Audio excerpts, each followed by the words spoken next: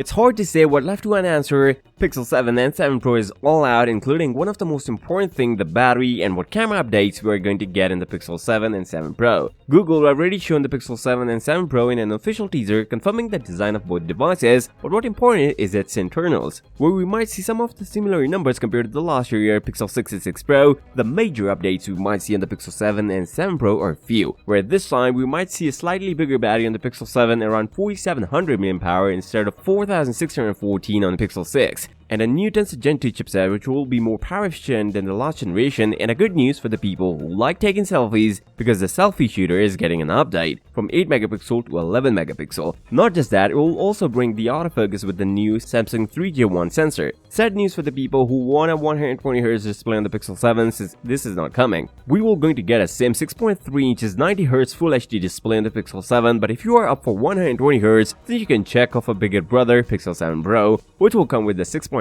inches 120Hz display, quite similar to what we have seen on the Pixel 6 and 6 Pro. Luckily, you don't need a 120Hz display to subscribe to this channel. It can be done on 90Hz or 60Hz. Okay, I'm just kidding. The best part of this year's Pixel is its price. No one was expecting this much low price on the Pixel 7 and 7 Pro, where Google is outperforming the competitors with the price. The base model Pixel 7 started at $599, and the bigger brother Pixel 7 Pro will start from $899, same as last year, but way less than its competitors. $300 less than the S22 Ultra and $200 less than the iPhone 14 Pro Max, but this price is for the US and we might see some of the price jump in the European market, about $100 to $200. Still a value to money if we consider getting any of these devices. We cannot expect big numbers from Pixel 7 and 7 Pro, but what you can expect is its new software improvements. The Tensor Gen 2 chipset is not a powerhouse. Instead, Google is improving a machine learning by 35% and whopping 20% GPU improvements over the last year, which means we're going to get an amazing result out of a camera, and Pixel 7 Pro could be the best photography camera phone of this year.